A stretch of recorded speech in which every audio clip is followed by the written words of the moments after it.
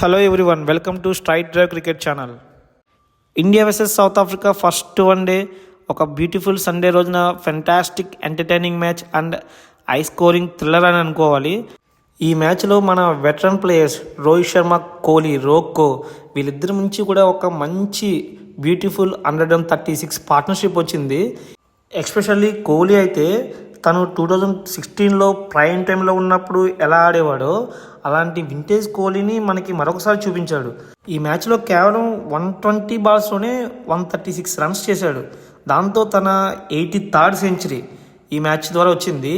So ఇంకా Sachin record బద్దలు కొట్టాలంటే కేవలం 17th సెంచరీసే. బట్ ఆడే మ్యాచ్లు తక్కువ ఉన్నాయి, చేస్తే చెప్పలేం, చేయొచ్చు. కోహ్లీ రీసెంట్గా చాలా సెంచరీలు చేశాడు వన్డేల్లో కూడా.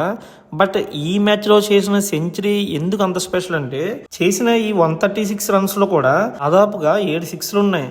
ఆ కొట్టిన సిక్స్లు కూడా ఒక డిఫరెంట్ అగ్రెషన్తో కొట్టాడు, ఎప్పుడు లేనట్టు. ఎస్పెషల్లీ మిడ్ ఆఫ్ మీదుగా ఒక 2 సిక్స్లు కొట్టాడు.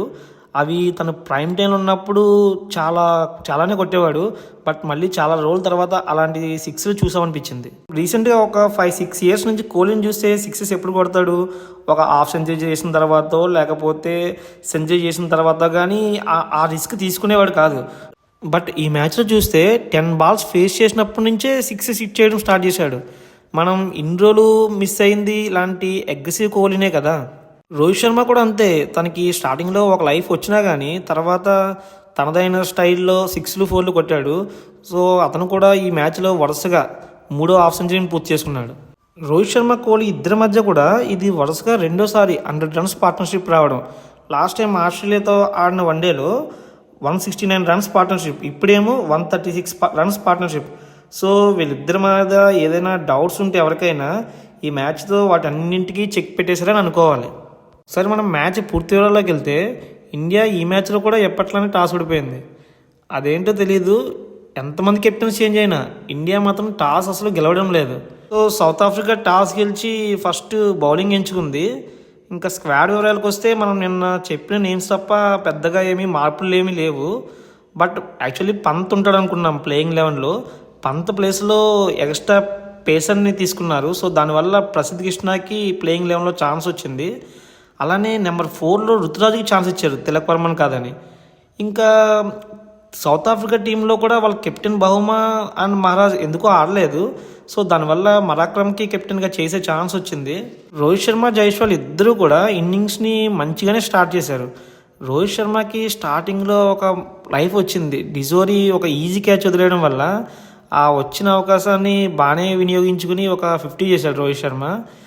జైస్వాల్ కూడా స్టార్టింగ్లో బాగానే ఆడినా కానీ ఎప్పట్లానే జన్సన్ బౌలింగ్లో కీపర్ క్యాచ్ ఇచ్చి అవుట్ అయిపోయాడు.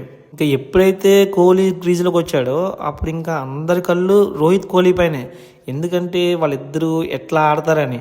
యాక్చువల్లీ మనం అనుకున్న దానికంటే ఇద్దరు బాగా ఆడారని అనుకోవాలి. ఎందుకంటే ఇద్దరు ఉన్నంతసేపు కూడా బౌండరీ మీద బౌండరీ కొడతానే ఉన్నారు. అలానే బిట్వీన్ ద వికెట్స్ కూడా అంతే ఫాస్ట్గా ఉన్నారు ఇద్దరు కూడా. రోహిత్ తన హాఫ్ సెంచరీని పూర్తి చేసుకున్న వెంటనే ఎల్బీడబ్ల్యూ కింద అవుట్ అయిపోయాడు. తర్వాత నెంబర్ 4లో ఎవరు వస్తారు అనుకున్న టైంలో రుతురాజ్కి ఛాన్స్ ఇచ్చారు. బట్ అతను ఆ ఛాన్స్ని మాత్రం యూజ్ చేసుకోలేదు అనుకోవాలి.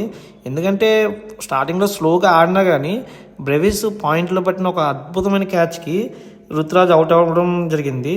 నెక్స్ట్ రాహుల్ కాదని సుందర్ని పంపించారు. సుందర్ కూడా త్వరగానే అవుట్ అయిపోయాడు. నెక్స్ట్ వచ్చిన రాహుల్ ఎప్పట్లానే ఒక మంచి ఇన్నింగ్స్ ఆడి 60 రన్స్ చేయగలిగాడు. ఇంకా లాస్ట్లో జడేజా ఆడిన ఒక 30 రన్స్ క్యామియో వల్ల ఇండియా 349 రన్స్ చేయగలిగింది. యాక్చువల్లీ 350 రన్స్ టార్గెట్ ఎనఫ్ అనుకున్నాం అక్కడ. బట్ డ్యూ ఎఫెక్ట్ ఉండడం వల్ల మ్యాచ్ లాస్ట్ వరకు వచ్చింది. సౌత్ ఆఫ్రికా ఫస్ట్లోనే 3 వికెట్లు కోల్పోయింది.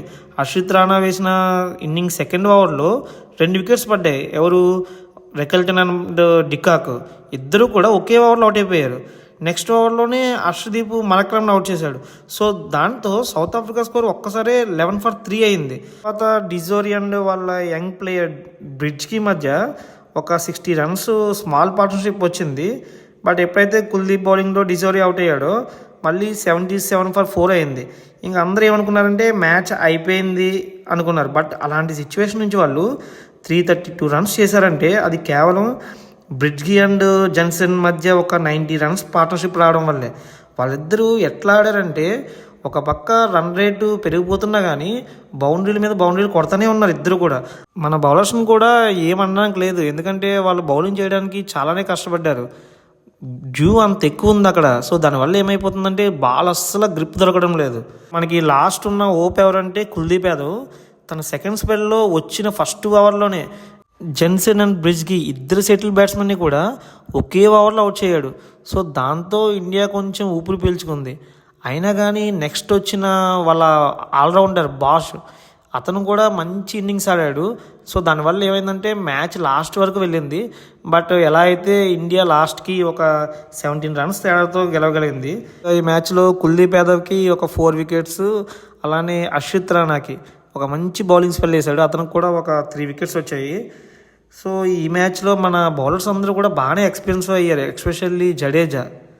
ఎందుకంటే బాల్ అస్సలు గ్రిప్ దొరకలేదు అనుకుంటా. So player of the match కోహ్లీకి వచ్చింది మ్యాచ్లో. మనం లాస్ట్ ఛాంపియన్స్ ట్రోఫీ దగ్గర నుంచి చూస్తే కోహ్లీకి 3 ప్లేయర్ ఆఫ్ ది మ్యాచెస్ వచ్చాయి, అలానే రోహిత్ శర్మకి 2 టైమ్స్ వచ్చింది player of the matches. So ఎలా అయితే రాంచీలో సండే రోజు మన veteran players Rohit and Kohli మరొకసారి ప్రూవ్ చేసుకున్నారు. చూద్దాం నెక్స్ట్ మ్యాచ్లో కూడా వాళ్ళిద్దరూ ఇదే ఫామ్ని కంటిన్యూ చేస్తారా లేదా అనేది. మీరేమనుకుంటున్నారో కామెంట్ చేయండి. సో ఈ వీడియో కనుక మీకు నచ్చితే ఒక లైక్ కొట్టండి, అలానే షేర్ చేయండి. మరిన్ని ఇలాంటి వీడియోల కోసం నా ఛానల్ని సబ్స్క్రైబ్ చేసుకోండి.